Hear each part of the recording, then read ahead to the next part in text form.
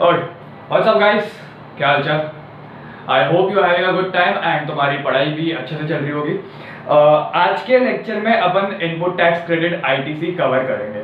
पूरा एक पार्ट में मैं कवर नहीं कर रहा वरना काफी बड़ा हो जाएगा वीडियो, तो I try and cover it in 2 और 3 पार्ट्स एट द मोस्ट। ठीक है, छोटे छोटे पार्ट्स रखेंगे अपन, मैक्सिमम 40-45 मिनट्स के एक पार्ट।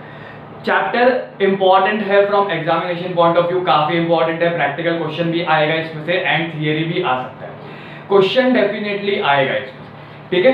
इधर इनपुट टैक्स क्रेडिट अगर तुम समझ गए तो काफी इजी है, नहीं समझे या रट्टा मारने चले गए तो हो गया तुम्हारा काम। लॉजिक अगर तुमने पकड़ लिया, इसका कॉन्सेप्ट अगर तुमने पकड़ लिया तो तुमको प्रॉब्लम नहीं आएगी। Be it inter level, be it final level, अगर तुमने इसका कॉन्सेप्ट पकड़ लिया तो तुमको प्रॉब्लम कहीं नहीं आएगी। ठीक है, इधर देख, सबसे पहले तो ये समझ इनपुट टैक्स क्रेडिट होता क्या है।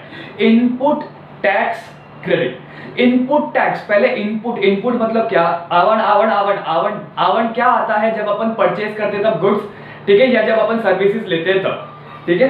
तो इनपुट टैक्स मतलब क्या, जब अपन गुड्स परचेज कर रहे हैं या जब अपन सर्विसेज ले रहे हैं उस पे जो टैक्स पे कर रहे हैं उसको बोलते हैं इनपुट टैक्स। समझ में आ गया। इनपुट मतलब आवरण आएगा कब, जब अपन परचेज करेंगे या सर्विस लेंगे, ठीक है। टैक्स, इनपुट टैक्स मतलब जब अपन परचेज करते हैं या सर्विस लेते हैं उस पे जो टैक्स पे करते हैं उसको बोलते हैं इनपुट टैक्स, ठीक है। Input tax credit, input tax मतलब tax paid on purchases. Input tax credit, credit मतलब जो टैक्स तुमने परचेजेस पे पे किया, जो टैक्स तुमने परचेजेस पे पे किया, टू दैट एक्सटेंड जब तुम सेल्स पे टैक्स पे करोगे उसमें से वो माइनस हो जाएगा, तुम उसका क्रेडिट ले लेते हो। क्रेडिट लेना मतलब you can utilise that tax already paid in near future. समझ में आ गया क्या बोल रहा हूं, ठीक है। क्रेडिट मतलब क्या, जब tax liability will reduce to the extent tax paid. कौन सी tax liability, output tax liability, OTL भी बोलते हैं इसको। समझ में आ गया। आउटपुट टैक्स लायबिलिटी मतलब टैक्स पेबल ऑन सेल्स, ठीक है। क्रेडिट अवेल करेंगे, यूटिलाइज करेंगे। कौन अवेल करेगा, कौन यूटिलाइज करेगा, मुझे पता। कॉमन सेंस से जो टैक्स पे करेगा वही अवेल करेगा और जो अवेल करेगा वही यूटिलाइज करेगा। तो टैक्स कौन पे करता है, इनपुट टैक्स कौन पे करता है, जो परचेज करेगा। बेसिकली मैं ये बोल सकता हूँ रेसिपिएंट या परचेजर या बायर। समझ में आ गया। तो ये ऊपर वाला अगर तुमको समझ में आ गया तो नीचे सब इजीली बैठेगा कि कौन क्या कर रहा है और कब कर रहा है, ठीक है। इधर है इनपुट टैक्स मतलब tax paid on purchases. Credit मतलब tax liability reduces to the extent tax already paid. Tax paid कौन सा पेड, ये वाला पेड, ठीक है। टैक्स लायबिलिटी कौन सी रिड्यूस होगी, output tax liability. Output tax liability मतलब tax payable at the time of sales. कौन अवेल और यूटिलाइज करेगा, जो परचेज करेगा। परचेजर, बायर या रेसिपिएंट बोल सकते हैं, ठीक है। अब आईटीसी अवेल करने के लिए, आईटीसी अवेल करने के लिए कंडीशन है, 4 बेसिक कंडीशन है, वो चारों की चारों कंडीशन फुलफिल होनी चाहिए। एनी वन कंडीशन चौकड़ी तो आईटीसी भी चौकड़ी। समझ में आया। आईटीसी अगर अवेल करना है तो चारों की चारों कंडीशन फुलफिल होनी चाहिए, ठीक है। पहला कंडीशन क्या है कि रेसिपिएंट जो आईटीसी अवेल कर रहा है, he should be in position of tax invoice, debit note और any other document evidencing payment of tax, ठीक है। अब इनवॉइस कौन इशू करता है, supplier. Debit note supplier, any other document supplier. वो डॉक्यूमेंट्स में ये एविडेंस होना चाहिए कि भाई रेसिपिएंट ने टैक्स पे किया तो ही टैक्स क्रेडिट मिलेगा। समझ में आ गया। पहला कंडीशन क्या है, invoice, debit note, bill of supply, any other document evidencing payment of tax, ठीक है। नेक्स्ट, गुड्स एंड और सर्विसेज जिस पे तुमने टैक्स पे किया है, सच गुड्स और services should have actually received bye recipient in possession of recipient, ठीक है। वो गुड्स या सर्विसेज जिस पे तुम आईटीसी अवेल कर रहे हो, सच गुड्स और services should have actually been received, ठीक है। ऑन पेपर नहीं होना चाहिए, एक्चुअली तुमको वो गुड्स या सर्विसेज मिलनी चाहिए। Next, tax actually paid. अब टैक्स कौन पे करता है, किसके जेब से जाता है, रेसिपिएंट के। गवर्नमेंट को फर्क पड़ेगा क्या रेसिपिएंट ने सप्लायर को टैक्स पे किया कि नहीं किया, नहीं। गवर्नमेंट को किस बात से फर्क पड़ता है, मेरे को टैक्स मिला कि नहीं मिला। अब गवर्नमेंट को टैक्स कौन पे करेगा, गवर्नमेंट को टैक्स पे करता है सप्लायर, ठीक है, ये एक बार जैसे ही हो जाएगा इसके बाद अपन बेसिक कॉन्सेप्ट देखेंगे आईटीसी का। इधर देख, tax actually paid by supplier to government and return under section 39 should have been filed on time. समझ में आ गया? चार बेसिक कंडीशन क्या बोलती है आईटीसी अवेल करने की। सबसे पहला, टैक्स इनवॉइस, डेबिट नोट और any other document in position of recipient evidencing payment of tax.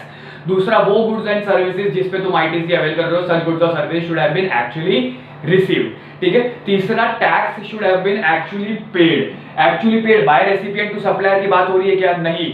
क्यों? गवर्नमेंट को फर्क नहीं पड़ता रेसिपिएंट ने सप्लायर को पे किया कि नहीं किया, गवर्नमेंट को अपने पैसे से मतलब है। तो tax should have been actually paid by supplier to government. ठीक है। And last, return under section 39 should have been filed on time. समझ गया? ये चार बेसिक कंडीशन। अब प्रोवाइडेड, प्रोवाइजोस देख इसके क्या बोलते हैं, goods received in lots and instalment. अगर इंस्टॉलमेंट में गुड्स मिल रहे हैं या लॉट्स में गुड्स मिल रहा है तो तुम आईटीसी कब अवेल करोगे? ITC shall be availed only and only eight the time of receipt of last lot और इंस्टॉलमेंट। ठीक है। फॉर एग्जांपल 1000 टन मेरे को सप्लाई करने थे, मैंने 200 टन किया अप्रैल में, 200 मई में, 200 जून में, 200 जुलाई में, 200 अगस्त में। ठीक है। तो आईटीसी कब अवेल कर सकता हूं? मैं ऐसा नहीं कर सकता 200 पे आईटीसी अप्रैल में, 200 का आईटीसी मई में, 200 का आईटीसी जून में, नहीं। पूरा का पूरा 100% आईटीसी मैं कब अवेल करूंगा? अगस्त में, on receipt of last lot और इंस्टॉलमेंट। क्यों? क्योंकि यहां पर एक कंडीशन ये भी बोलती है goods should have been actually received. कितने का कॉन्ट्रैक्ट बना है? 1000 का। अप्रैल में 1000 टन मिले क्या? नहीं मिले, आईटीसी ले सकता हूं? नहीं ले सकता। मई में 1000 टन मिले क्या? नहीं मिला, आईटीसी ले सकता हूं? नहीं ले सकता। जून जुलाई नहीं ले सकता। अगस्त में 1000 टन मिल गए पूरे के पूरे? हाँ मिल गए। ठीक है। तो मैं अगस्त में eight the time of receipt of last lot और इंस्टॉलमेंट आईटीसी अवेल कर लूंगा। ये याद रखना, इसमें से एक हाथ तो एमसीक्यू में कहीं ना कहीं पे वो लोग डाल देंगे। नेक्स्ट, अगर रेसिपिएंट सप्लायर को within 180 days from date of invoice payment नहीं करता, when I am talking about payment I am talking about value plus GST. ठीक है। अगर रेसिपिएंट सप्लायर को within 180 days from date of invoice payment नहीं करता, that is value plus tax pay नहीं करता, तो जितना आईटीसी रेसिपिएंट ने अवेल किया है वो पूरा का पूरा रिवर्स हो जाएगा और उसकी आउटपुट टैक्स लायबिलिटी में ऐड हो जाएगा। क्यों ऐड होगा? क्योंकि अवेल करने के टाइम पे वो रिड्यूस हो रहा है, इसीलिए। जब मैं आईटीसी अवेल करता हूं तो मैं क्या करता हूं, मेरी आउटपुट टैक्स लायबिलिटी कम कर देता हूं माइनस करके। ठीक है। तो यहां पर मैं क्या कर रहा हूं, जब रिवर्स कर रहा हूं आईटीसी को, जो आईटीसी मैंने अवेल किया था उसको अगर मैं रिवर्स कर रहा हूं तो बाय डिफॉल्ट जो मैंने यहां पर टैक्स लायबिलिटी कम की थी उसको भी बढ़ाऊंगा। और कैसे बढ़ाऊंगा? तो उसमें ऐड करके। समझ में आ गया?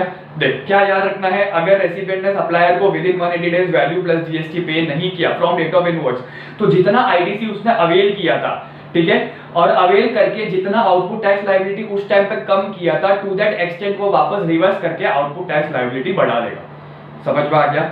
नेक्स्ट, अवेल आईटीसी अगेन, जैसे ही मैं वापस पेमेंट कर दूंगा, ये जो मैंने ऊपर रिवर्स किया है इसको वापस अवेल कर दूंगा। एंड यहां पर आईटीसी अगेन अवेल करने की बात हो रही है ना, मतलब मेरा payment should include value plus tax plus interest plus late fee if any. सारा का सारा ड्यूज क्लियर होना चाहिए तो ही मैं आईटीसी अवेल कर सकता हूं। समझ में आ गया? Next, in case of capital goods मतलब तुम्हारा फिक्स्ड एसेट्स। ठीक है। तुमको ये मालूम है, तुमने डायरेक्ट टैक्स में देखा रहेगा या अकाउंट्स में भी तुमने देखा रहेगा that your cost of asset includes your GST as well. ठीक है। अगर तुमने एसेट पे कोई टैक्सेस पे किया है तो वो भी तुम्हारी कॉस्ट में ऐड होता है। ठीक है। अब जीएसटी वाला पार्ट क्या बोलता है, आईटीसी वाला का पार्ट क्या बोलता है कि अगर तुमने तुम्हारी कॉस्ट में जीएसटी ऐड किया एंड उस जीएसटी पे अगर तुम डेप्रिसिएशन ले रहे हो तो तुमको आईटीसी नहीं मिलेगा। ठीक है। गवर्नमेंट क्या बोलता है कि भाई सर पे कुछ लिखा नहीं है हमारे, तुम जीएसटी पे डेप्रिसिएशन भी लोगे और तुम जीएसटी का आईटीसी भी लोगे तो हमको क्या मिलेगा? तंबूरा। ठीक है। तो गवर्नमेंट क्या बोलता है कि भैया ये नहीं चलेगा, अगर तुम डेप्रिसिएशन ले रहे हो जीएसटी पे, ठीक है, तो तुम आईटीसी नहीं ले सकते उस जीएसटी का। वैसे अगर तुम डेप्रिसिएशन खाली कॉस्ट पे ले रहे हो तो तुमको जीएसटी का आईटीसी मिल जाएगा। समझ में आ गया? ठीक है। Next, ITC, no ITC in case of fraud, suppression of facts या फिर विलफुल मिसस्टेटमेंट। कहीं पे भी फ्रॉड दिखेगा तुमको कोई बेनिफिट नहीं मिलेगा, एज सिंपल एज दैट। ठीक है। Next, no ITC in any case after common time limit. Common time limit मतलब क्या, September of next financial year का जीएसटीआर और date of filing annual return whichever is earlier. ठीक है, मतलब 1 अप्रैल 2019 से लेकर 31 मार्च 2020 तक का जितना भी मेरा आईटीसी है वो या तो मैं उसी साल में क्लेम करूं और at the most I can avail on और बिफोर 20th अक्टूबर 2020 और date of filing annual return whichever is earlier. 20th October 2020 मतलब वो तेरा रिटर्न ऑफ सितंबर का डेट हो गया, 20th October of next financial year. समझ में आ गया, ठीक है। हाउएवर ये जो टाइम लिमिट है ना, ये इस पॉइंट पे अप्लाई नहीं होगी। ये जो रीक्लेमिंग वाला है ना, उस पॉइंट पे कॉमन टाइम लिमिट अप्लाई नहीं हो सकती। आई कैन रीक्लेम और री avail the ITC at any point of time. जब भी पेमेंट करूंगा मैं री अवेल कर दूंगा। उसके लिए एक ही कंडीशन है, ये पेमेंट वाली। समझ में आ गया, ठीक है। पक्का एक काम कर, वीडियो को पॉज कर और इसको फटाफट कॉपी कर ले। इसके बाद अपन इसके बेसिक कॉन्सेप्ट्स देखेंगे। बेसिक कॉन्सेप्ट्स में तुम्हारा ये सारा पार्ट क्लियर हो जाएगा। समझ में आ गया? एक बार वीडियो को पॉज कर इसको कॉपी कर ले। चल चल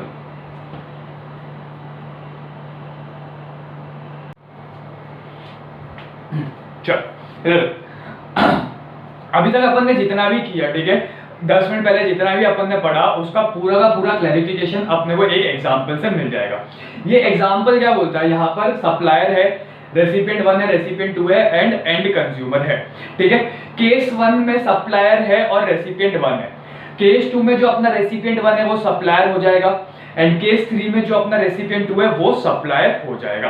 बेसिक फंडा समझ ले क्या है। सप्लायर ने सेल्स किया 10,000 का, जिसपे उसने 1,000 का जीएसटी चार्ज किया। ठीक है, रेसिपिएंट 1 ने क्या किया, 10,000 का परचेज किया, जिसपे उसने 1,000 का जीएसटी पे किया। समझ में आ रहा है क्या बोल रहा हूं? इधर देख, सप्लायर टू रेसिपिएंट 1, केस क्या बनता है, सप्लायर ने 10,000 का सेल्स किया जिसपे उसने 1,000 का जीएसटी चार्ज किया। रेसिपिएंट 1 ने 10,000 का परचेज किया जिसपे उसने 1,000 का जीएसटी पे किया। ठीक है, अभी इधर देख, पहला कंडीशन क्या बोलता है, invoice, debit note, other documents evidencing payment of tax should be in position of recipient. ये जो रेसिपिएंट है जिसने 1,000 का टैक्स पे किया ना, इसके पास इनवॉइस होना चाहिए या डेबिट नोट होना चाहिए या ऐसा कोई भी डॉक्यूमेंट होना चाहिए जिस डॉक्यूमेंट में ये स्पेसिफिकली मेंशन किया कि भाई इस बंदे ने 1,000 का टैक्स पे किया।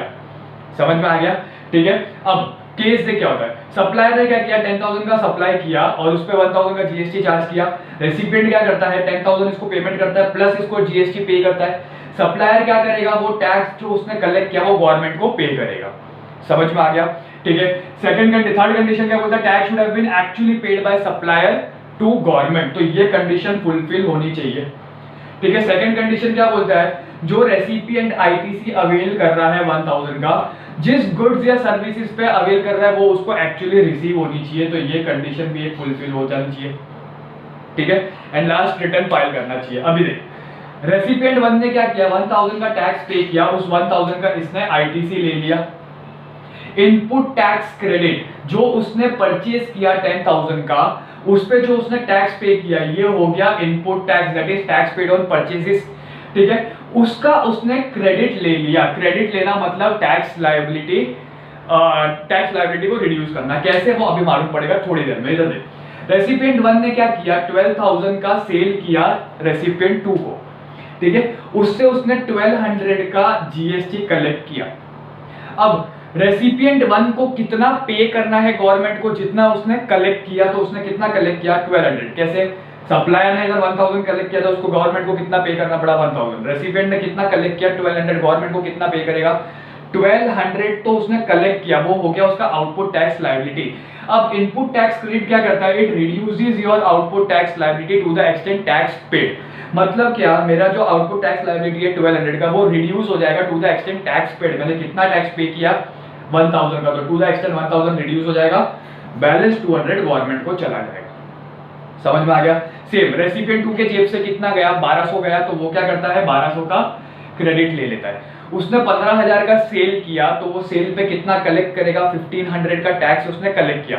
अब रेसिपिएंट 2 का आउटपुट टैक्स लायबिलिटी कितना है, tax paid on sales. Output tax liability मतलब टैक्स पेड ऑन सेल्स। तो उसने सेल्स कितना किया 1500, उस पर टैक्स कितना लिया, सेल्स कितना किया 15,000 का, उस पर टैक्स कितना लिया 1500 का, तो उसका आउटपुट टैक्स लायबिलिटी हो गया 1500। अब क्रेडिट मतलब tax liability is reduced to the extent paid, ठीक है। Output tax liability will be reduced to the extent tax paid by recipient 2, that is to the extent 1200 reduce हो जाएगा, balance 300 government को चला जाएगा। समझ में आ गया? ये बेसिक फंडा है। ये अपन वीडियो के एंड में जो लास्ट पार्ट है, थर्ड पार्ट या fourth part whatever it is, जिस पे मैं बताऊंगा कि सम्स कैसे सॉल्व करते हैं, उसमें इसको वापस देखेंगे अच्छे से। अभी तो ये खाली कंडीशंस और ये बेसिक फंडा समझने के लिए बताया हुआ है, ठीक है। नेक्स्ट, इसके अंदर है ना एक अमेंडमेंट आया सेक्शन 16 के अंदर, तुम्हारा एक छोटा सा अमेंडमेंट आया। वो अमेंडमेंट क्या बोलता है कि अगर सप्लायर इन ईच केस, ठीक है, इसमें सप्लायर ये रहा, इसमें सप्लायर ये रहा और इसमें सप्लायर ये तीनों तुम्हारे सप्लायर, ठीक है। इन ईच केस अगर सप्लायर ने इनवॉइस या डेबिट नोट उसके जीएसटीआर 1 में अपलोड नहीं किया, जीएसटीआर 1 अपन ने रिटर्न चैप्टर में देखा, जीएसटीआर 1 में सेल्स की डिटेल्स जाती है, तो अगर सप्लायर ने उनके जीएसटीआर 1 में सेल्स का डिटेल अपलोड नहीं किया, ठीक है, तो जो रेसिपिएंट है उसको क्रेडिट कितना मिलेगा। अगर सप्लायर ने अपने जीएसटीआर 1 में इनवॉइस या डेबिट नोट का डेटा अपलोड नहीं किया तो जो रेसिपिएंट है उसको क्रेडिट कितना मिलेगा, ठीक है। तुम्हारे क्वेश्चन में ये आएगा not uploaded by supplier in GSTR 1, तो तुम समझ जाना कि भाई ये अमेंडमेंट वाला क्वेश्चन है, ठीक है, सेक्शन 16 का। अब उसको क्रेडिट कितना मिलेगा, तो एलिजिबल आईटीसी मतलब इनवॉइस डेबिट नोट अपलोडेड, जितना मैंने इनवॉइस डेबिट नोट अपलोड किया है वो तो पूरा का पूरा मिलेगा। उसके अलावा और कितना मिल सकता है, तो उसके अलावा मुझे 20% ऑफ एलिजिबल आईटीसी और 100% of ITC on invoice debit note not uploaded. मतलब क्या, देख मेरे को टोटल आईटीसी कितना मिलेगा, जितना एलिजिबल है वो प्लस जितना एलिजिबल है उसका 20% या जितना इनएलिजिबल है उसका 100%, व्हिचएवर इज लोअर। अब इनएलिजिबल मतलब वो आईटीसी जिसका इनवॉइस या डेबिट नोट अपलोड नहीं हुआ है। समझ में आ गया, ठीक है। तो अमेंडमेंट क्या बोलता है कि अगर सप्लायर ने अपने जीएसटीआर 1 में इनवॉइस या डेबिट नोट का क्या बोलते हैं अपलोड नहीं किया डेटा, तो जो रेसिपिएंट है उसको कितना आईटीसी मिलेगा, उसको मैक्सिमम आईटीसी जो एलिजिबल है, एलिजिबल मतलब ITC on invoice debit note which has been uploaded plus 20% of eligible और 100% of ineligible whichever is lower. समझ में आ गया? इनएलिजिबल मतलब वो इनवॉइस या डेबिट नोट जो अपलोड नहीं हुआ। क्लियर है? एक काम कर, वीडियो को पॉज कर और इसको फटाफट लिख ले, तो इसके बाद अपन इसका इलस्ट्रेशन देखते हैं। एक इलस्ट्रेशन में दोनों केस बता दूंगा तो वो तुम्हारा एक डाउट जो भी रहेगा वो क्लियर हो जाएगा, ठीक है। इसका इलस्ट्रेशन से तुमको क्लैरिफिकेशन मिल जाएगा। इसको फटाफट वीडियो को पॉज करके एक बार कॉपी कर लो, ठीक है। चल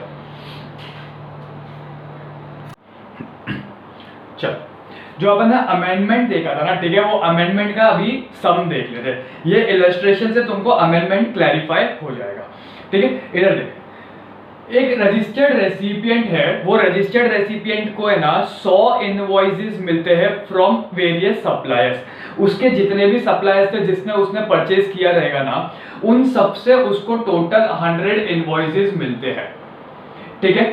जिस 100 इनवॉइसेस का टोटल आईटीसी होता है ₹10 लाख। अब जरूरी नहीं है कि एक इनवॉइस का 10,000 है या 100 इनवॉइसेस सबका इक्वल आईटीसी होगा, नहीं, लेकिन उनका टोटल आईटीसी जो 100 इनवॉइसेस है वो 100 इनवॉइसेस का टोटल आईटीसी कितना होता है 10 लाख का, ठीक है। अपन को क्वेश्चन में क्या बोला है, compute the eligible ITC in the following cases, ठीक है। केस 1 क्या बोलता है, केस 1 बोलता है जो ये 100 इनवॉइसेस है ना जो उसको सप्लायर से मिले, उसमें से 80 इनवॉइसेस जिसका जीएसटी 6 लाख है सप्लायर ने अपलोड कर दिया, uploaded by supplier in GSTR 1। Case 1 क्या बोलता है, 100 में से 80 इनवॉइसेस जिसका जीएसटी 6 लाख रुपए है वो सप्लायर ने अपने जीएसटीआर 1 में अपलोड कर दिया। केस 2 क्या बोलता है, 100 में से 75 इनवॉइसेस जिसका टोटल जीएसटी 8.5 लाख है वो सप्लायर ने अपलोड कर दिया। ठीक है, अभी इधर देख, केस 1 देखते हैं। केस 1 में सबसे पहले टोटल आईटीसी कितना है, 10 लाख। ठीक है, टोटल आईटीसी कितना है, 10 लाख। अब अपलोड कितना हुआ है, 80 इनवॉइसेस पे 6 लाख का आईटीसी अपलोड हो गया, मतलब वो मेरा एलिजिबल आईटीसी हो गया।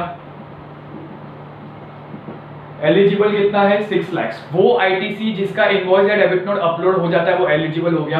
तो बैलेंस जो बचा वो मेरा क्या हो गया, इनएलिजिबल या नॉट एलिजिबल बोल सकता हूं, 4 लाख। तो अपन को कंप्यूट एलिजिबल आईटीसी, तो रेसिपिएंट को आईटीसी कितना मिलेगा, 100% ऑफ एलिजिबल आईटीसी। अमेंडमेंट क्या बोलता है, एलिजिबल आईटीसी, एलिजिबल आईटीसी मतलब वो आईटीसी जिसका इनवॉइस डेबिट नोट अपलोड हो चुका है वो, plus 20% of eligible ITC. Eligible कितना है, 6 लाख, 20% ऑफ एलिजिबल आईटीसी और 100% ऑफ इनएलिजिबल आईटीसी, 100% ऑफ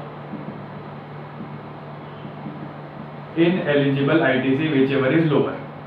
ठीक है, तो एलिजिबल आईटीसी कितना है, 6 lakh plus 20% of eligible ITC मतलब 6 lakh into 20% that is equal to 1.2 lakh और 100% ऑफ एलिजिबल आईटीसी मतलब 4 lakh into 100% that is equal to 4 lakh whichever is lower.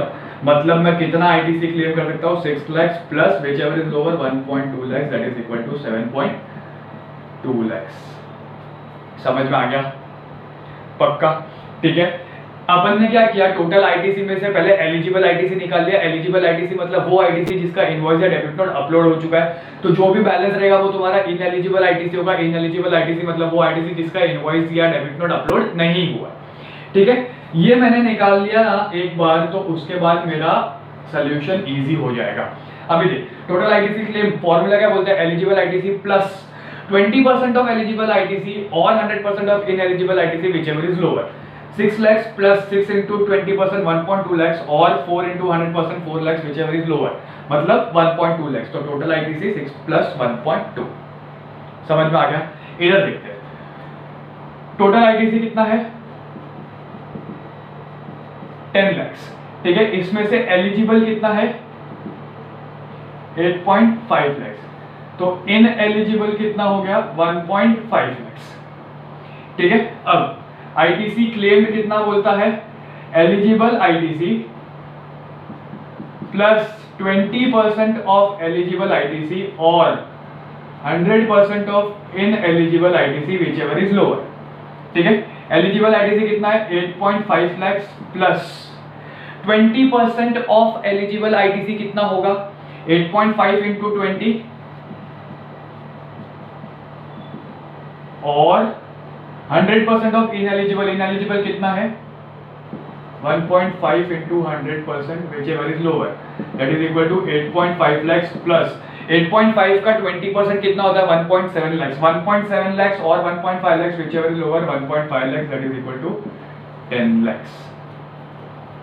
समझ में आ गया, पक्का। ये हो गया मेरा आईटीसी। क्लियर है। ठीक है, एक काम कर, वीडियो को पॉज कर, ये नहीं लिखेगा तो भी चलेगा। ठीक है, ये ऑलरेडी तो लिख चुका है। वीडियो को पॉज कर ले और एक बार इसके नीचे ये इलस्ट्रेशन उतार ले। ठीक है, इसके बाद अपन सेक्शन 17 पे चलते हैं। 17 में अपोर्शनमेंट देखेंगे एंड अपोर्शनमेंट के बाद अपना वीडियो यहीं पे एंड कर देंगे। ठीक है, चल वीडियो को पॉज कर और एक बार इसको फटाफट कॉपी कर ले।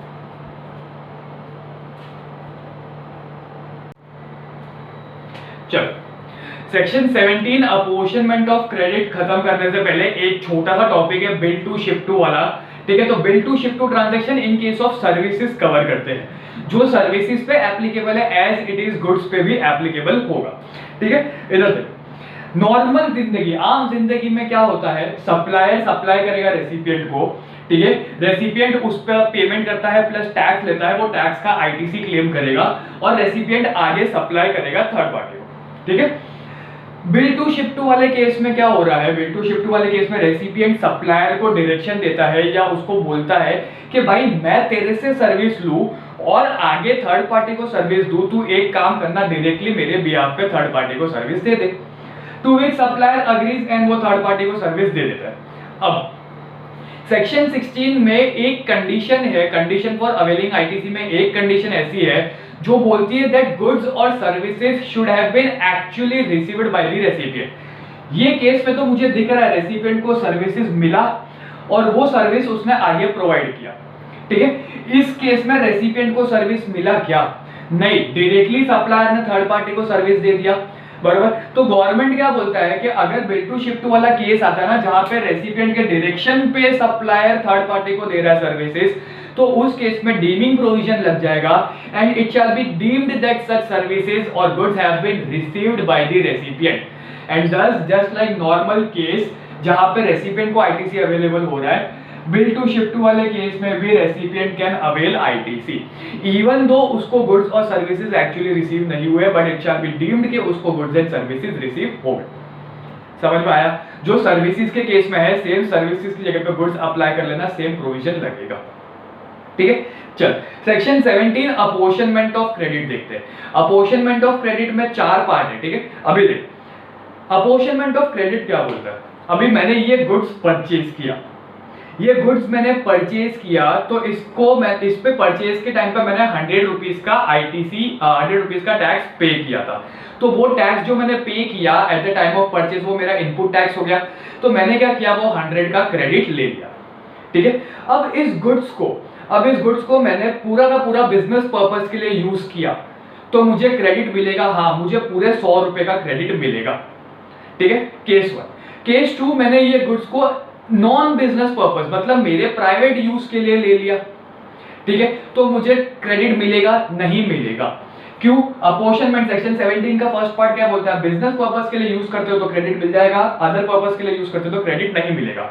तो फर्स्ट केस में मैंने इसको पूरा बिजनेस पर्पस के लिए यूज किया तो मुझे क्रेडिट मिल गया पूरा 100 रुपीज का। सेकेंड केस में मैंने इसको नॉन बिजनेस पर्पस के लिए दैट इज मेरे प्राइवेट यूज के लिए किया तो मुझे क्रेडिट मिला नहीं मिला, ठीक है। थर्ड केस में मैंने इसको 20% नॉन बिजनेस पर्पस के लिए यूज किया एंड 80% बिजनेस पर्पस के लिए यूज किया, ठीक है। तो देख केस 1 में ₹100 था तो फुल आईटीसी मिलेगा, ठीक है। केस 2 में ₹100 no ITC.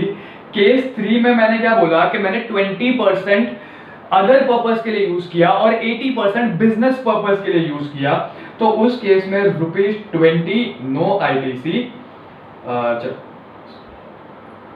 ₹80 ITC and ₹20 no ITC. मतलब मुझे 80 रुपए का आईटीसी मैं अवेल कर सकता हूं, मैं माइनस कर पाऊंगा ऊपर कहीं से भी आउटपुट टैक्स लायबिलिटी में से, बैलेंस 20 मैं माइनस नहीं कर पाऊंगा तो वो मेरे आउटपुट टैक्स लायबिलिटी में ऐड हो जाएगा। समझ में आ गया? ठीक है, क्लियर है? पार्टली बिजनेस पार्टली अदर्स वाला ये कॉन्सेप्ट अगर समझ में आ गया तो आगे वाले में इश्यू नहीं होगा। नेक्स्ट सेम केस, मैंने गुड्स परचेज किया, इसके ऊपर 100 रुपए का टैक्स पे किया और वो इनपुट टैक्स का मैंने 100 रुपए का क्रेडिट ले लिया। अब ये गुड्स को मैंने 100% टैक्सेबल सप्लाईज में यूज कर लिया, तो जितना मैंने टैक्सेबल सप्लाईज में यूज किया मुझे पूरा आईटीसी मिल जाएगा। मैंने 100% एग्जेम्प्ट सप्लाईज में यूज कर लिया, तो जितना मैंने एग्जेम्प्ट सप्लाई में यूज किया टू दैट एक्सटेंट आईटीसी नहीं मिलेगा। अगेन 20% एग्जेम्प्ट सप्लाई में यूज किया, 80% मैंने टैक्सेबल सप्लाईज में यूज किया, ठीक है। तो सेम जितना मैंने टैक्सेबल में यूज किया है उसका आईटीसी मिल जाएगा, जितना मैंने एग्जेम्प्ट सप्लाईज में या नॉन टैक्सेबल सप्लाईज में यूज किया उसका आईटीसी नहीं मिलेगा। समझ में आ गया? अभी देख नॉन टैक्सेबल सप्लाईज क्या होते हैं। नॉन टैक्सेबल सप्लाईज मतलब तुम्हारा sale of land, sale of building, securities आ गया, तुम्हारा petrol, diesel, aviation, turbine fuel, natural gas, motor spirits ये आ गया, alcoholic liquor for human consumption आ गया, नेगेटिव लिस्ट में जो भी गुड्स एंड सर्विसेज है वो आ गए, मेगा एग्जेम्पशन में जो भी कवर्ड है वो आ गया, नील रेटेड है वो सब आ गया, ठीक है। टैक्सेबल सप्लाईज में एक्सपोर्ट और जीरो रेटेड आ जाएगा। समझ में आ गया? इन सप्लाईज के लिए अगर मैं यूज कर रहा हूं तो मुझे आईटीसी नहीं मिलेगा। इन सप्लाईज के लिए अगर मैं यूज कर रहा हूं तो मुझे आईटीसी नहीं मिलेगा, ठीक है। Last banking, NBFC, financial institutions ने अगर कोई इनपुट टैक्स पे किया है जिसका उन्होंने क्रेडिट लिया है, तो उनके पास दो ऑप्शन है। पहला ऑप्शन क्या बोलता है? पहला ऑप्शन बोलता है कि तुम 17(2) के हिसाब से क्रेडिट ले लो, जितना तुमने क्रेडिट अवेल किया है, ठीक है, जितना क्रेडिट अवेल करके तुमने जो टैक्सेबल सप्लाईज के लिए यूज किया है उसको एक्सेप्ट कर लेंगे, जो नॉन टैक्सेबल सप्लाईज के लिए यूज हुआ है उसको हम रिजेक्ट कर देंगे, इनएलिजिबल बोल के, ठीक है। या फिर तुम्हारे पास सेकंड ऑप्शन ये है कि तुमने जितना भी क्रेडिट लिया है, मतलब 100 रुपए का तुमने क्रेडिट लिया है, ठीक है, तो 50% उसका क्रेडिट अवेल कर लो, बैलेंस 50% लैप्स कर लो। मतलब तुमको 50% एलिजिबल मान के चलना पड़ेगा, 50% इनएलिजिबल मान के चलना पड़ेगा बाय डिफॉल्ट। फिर चाहे उसमें से 20% इनएलिजिबल हो, 80% एलिजिबल हो, या 80% इनएलिजिबल हो, 20% एलिजिबल हो, व्हाटएवर द केस में। समझ में आ गया? देख वापस, बैंक, एनबीएफसी, फाइनेंशियल इंस्टीट्यूशन से अगर उन्होंने आईटीसी लिया है तो उनके पास दो ऑप्शन है। पहला तो 17(2) के हिसाब से चलो, ठीक है, जितना टैक्सेबल सप्लाईज के लिए किया है उतना तुम टैक्सेबल सप्लाईज के लिए यूज कर लो, बैलेंस तुम्हारा सब इनएलिजिबल में आ जाएगा। या फिर सेकंड ऑप्शन बोलता है 50-50 कर लो, ठीक है, समझ में आ गया। अब हावेवर जो तुम्हारा ऑप्शन बी है ना, अगर तुम कोई सप्लाई अपने किसी ब्रांच को कर रहे हो, अगर तुम कोई सप्लाई अपने किसी डिस्टिंक्ट पर्सन को, डिस्टिंक्ट पर्सन मतलब विद सेम पैन, अगर तुम कोई सप्लाई अपने किसी ब्रांच को कर रहे हो ना, तो तुम्हारा 50% वाला पॉइंट एप्लीकेबल नहीं होगा। उस केस में तुम 100% एलिजिबल आईटीसी ले सकते हो। समझ में आ गया? ठीक है, तुमने दोनों में से कोई भी ऑप्शन एक बार अवेल कर लिया ना, तो तुम थ्रू आउट द ईयर उसको विड्रॉ नहीं कर सकते। क्लियर है? ठीक है, चल वीडियो अपन यहीं पे पॉज करेंगे, यहीं पे स्टॉप कर देंगे। नेक्स्ट पार्ट में अपन ब्लॉक क्रेडिट कंटिन्यू करेंगे। ठीक है, एक काम कर, वीडियो को पॉज कर ले और इसको कॉपी कर ले। ठीक है, चलो, आदियोस, बाय बाय।